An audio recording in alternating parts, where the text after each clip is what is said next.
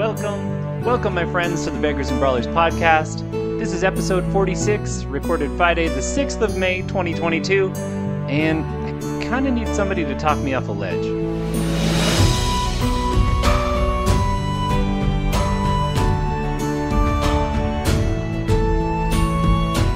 So, I think I'm in love with novellas. I have always loved novellas as a reader. I remember as a kid reading Stephen King's novella collections. I loved his short stories too, but there was something about the novella collections, like 4 Past Midnight and Different Seasons, that are they're meaty enough to be a book, like The Shawshank Redemption, but they're not as long as a book. His get pretty long, but still, there's something about a novella that still gives me the same satisfaction of a book, but has none of the commitment because it's so short. And I have continued that love as an adult reader. I recently read Elder Race by Adrian Tchaikovsky, which is up for a Hugo and totally deserves it. Amazing, if uncomfortable sometimes. He really nails, I think, the experience of being an anxious depressive in the midst of a very cool fantasy setting world and adventure, and it's just great. And Brandon Sanderson has some great novellas that have come out recently, and I think a novella keeps you honest as a writer, because you can't just spin off into nowhere of a novel knowing that you have tens of thousands of words to deal with. You kind of got to really focus. And I'm starting to think that that's what I've loved about them, is that they're focused stories in a different way. But I'm realizing that from a writer's perspective, because in working on this Gaxna novella, I have realized that I, as a writer, really love this format.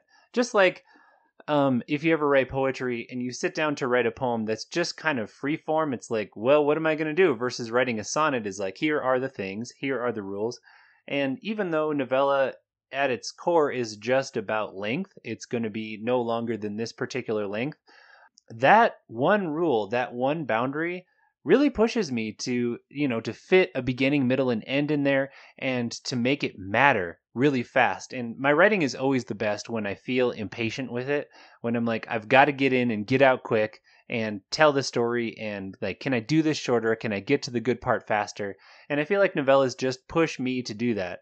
But the thing that I noticed in writing this Gaxna novella, which, by the way, needs a title, and I'm going to give you my the titles that I have in mind a little bit later, and hopefully you can email me and tell me which one you think I should do.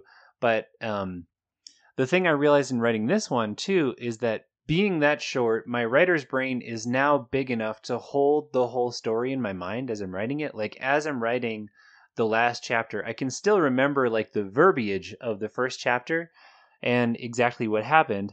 And there's something about being able to see the whole thing at once. When I write a novel, I've got an outline and I have to go back and be like, let's see, what chapter did that happen and how exactly did that happen?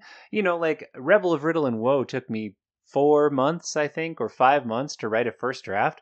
I don't remember what I wrote 5 months ago, and when I went back to read it for the first time, I was like, oh yeah, this was cool, wasn't it? But in a novella, I'm going to write a draft of that in a week, basically. And so I remember what I wrote on Monday, and there's just something so much more manageable about that length, that maybe that contributes to them being good too, is that as a writer, we can hold it all in our heads, and so we can make it tighter in a particular way because we remember how all the pieces fit and what those pieces look like, versus just kind of a note about what the piece was back in the day when I wrote it. So anyway, that's my love of novellas. I think that this Gaxna novella, I've honestly loved all the novellas that I've written since I started writing them. Urchin's Gambit, Assassin's Tribute, and now whatever we call this one. But yeah, I'm really proud of this one. I just feel like it hangs together in a different way. So I'm excited to see what you think of it. But before I get it to you, I have to pick a title. So this is where I asked for a little bit of help. I, as you may know, despise titles, and the Tidecaller series is a very wordy title series. It's always a something of something and something, basically person of keyword and emotion, I guess. Daughter of Flood and Fury, Witch of Wealth and Ruin, Rebel of Riddle and Woe. Upcoming one is Queen of Blood and Blasphemy. And so I'm writing a novella in that series, so I'm going to do the same thing. So just trust me that these 3 titles that I'm going to read work with that convention. There's also, it has to be alliterative: Flood and Fury, Witch and Wealth, rebel and riddle. So there's always two words that start with the same letter. But anyway, I have covered all of that. I just don't know which one of these is the best / is any good.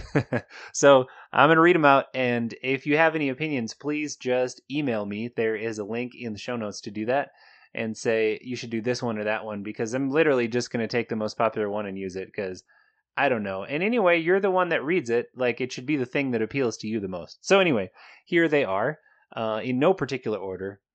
Thief of smoke and sorrow, thief of tome and treachery, thief of thirst and opulence. So you can see I'm tied to that thief word, but yeah, so I'll read them again one more time. And if you have opinions, click that email button while you're listening. Thief of smoke and sorrow, thief of tome and treachery, thief of thirst and opulence. So I don't know. I kind of like them all. I hated a lot of other ones that I came up before that, but I really can't pick between these. So just trust me that they all make sense for the book, and tell me which one you want to see the most on the cover, because it's kind of your book anyway. I just wrote the thing. I feel very glad that I have a title for Rebel of Riddle and Woe. But in thinking about this novella, love, I mentioned at the beginning that there's a ledge that I need you to talk me off of, and the ledge is called, I want to write a series that's just novellas.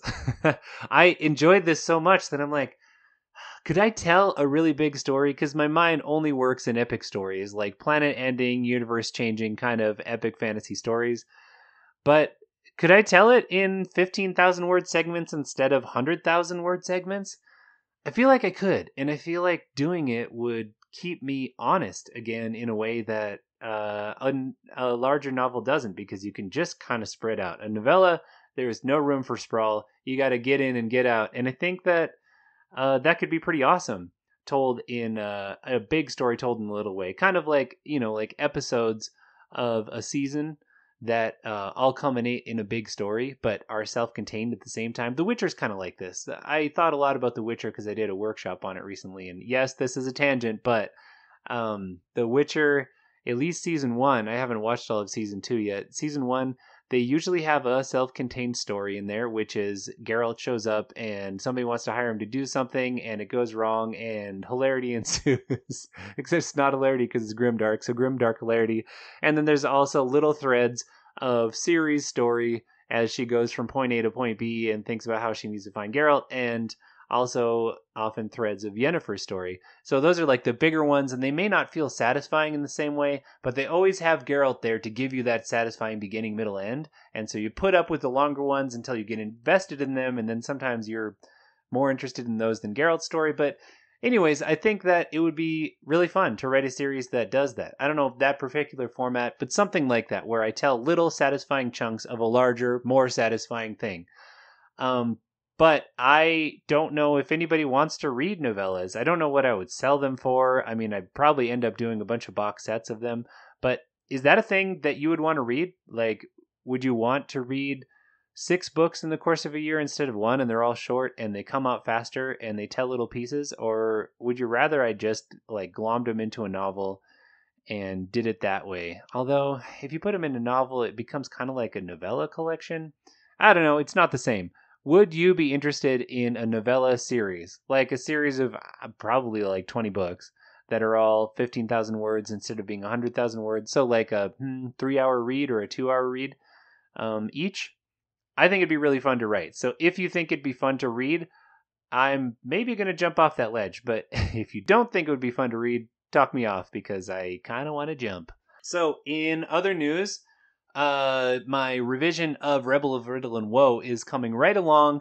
Some of my alpha readers gave me very good feedback that has been very intense to incorporate, but the book's going to be a lot better for it, and I'm glad now that I haven't really shown it to the world yet. But showing it to the world, phase 2 is coming up next, which is where I finish this revision, and the book is basically done, but I don't know how my tweaks are working in terms of like your experience as a reader. Like, was that mystery too mysterious? Was it like too obvious? Do you buy this relationship? Do I need more heat, less heat, that kind of thing? So just like fine tuning is a thing that I love having beta readers for. And I always need more. It's always better to get like more data points on the bell curve. So if you're interested in being a beta reader for this, I won't have an audio version. It'll only be ebook. I could maybe get a robot to read it for you, but I'm not going to spend the time to read it well until it's done.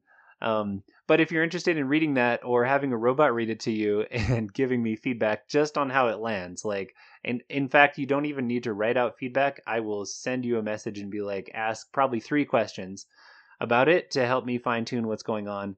And beta readers can also be wonderful sources for early reviews. So if you do it, it's wonderful if you can have a review ready for when the book drops so they can get some reviews on it fast, because that really helps people notice it on Amazon, which helps me make a living, which is hopefully all good stuff.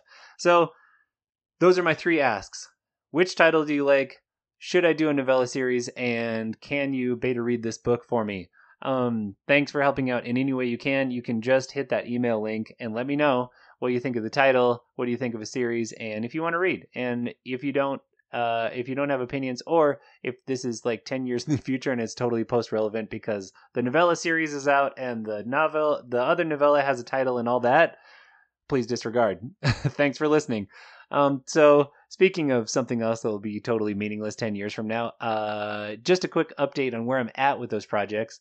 I'm in draft 3 of Rebel of Riddle and Woe, and I would say I'm at 37% just based on word count, but I do think that the first few chapters took longer because they were the most intense to revise based on that feedback. I had to change some pretty basic stuff, and now I'm just making sure that those changes echo through and that we don't have some dissonances with how it worked before. No spoilers there. The Gaxna novella is in the final draft. I just have a few beta readers that are still reading it, and then I'll just polish it and publish it and record it and get that audiobook to you for freezies because you're my podcast listener. Everybody else has got to pay. Lucky you. And in the course of working on both of these, I have thought about things that need to be in book 4. So I've been working on the Queen of Blood and Blasphemy outline some too.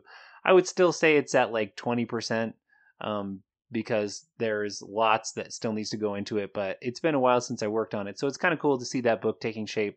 That's going to be project number 1 when I come back in the fall. So otherwise, in my own reading, I'm still crushing the Cradle series, but speaking of my love for novellas, Fonda Lee, who just released a new novella in the Jade City setting, which if you've been listening, you know that I adore, and it's a novella, and she's a great author, and I'm kind of dying to read it. So as soon as Ghostwater is done, book 5 of the Cradle series, I'm going to scoop up and bite up and devour that little novella, and I'll probably tell you more about it next time. But yeah, super excited for that because of all the reasons that you already know.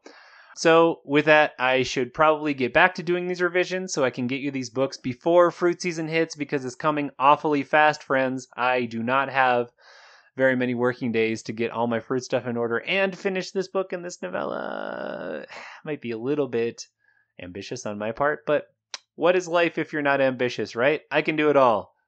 Anyway, I'm going to get back to all that. Thank you for giving your feedback on all the things that I asked about this time. And I hope, as always, that this podcast finds you well and in the company of good books. Read on, my friends. For more information on Levi Jacobs and his books, including the award-winning Tidecaller Chronicles, please visit www.levijacobs.com. Or for a free audiobook, only available to podcast listeners, go to www.levijacobs.com/free. Thanks for listening, and read on.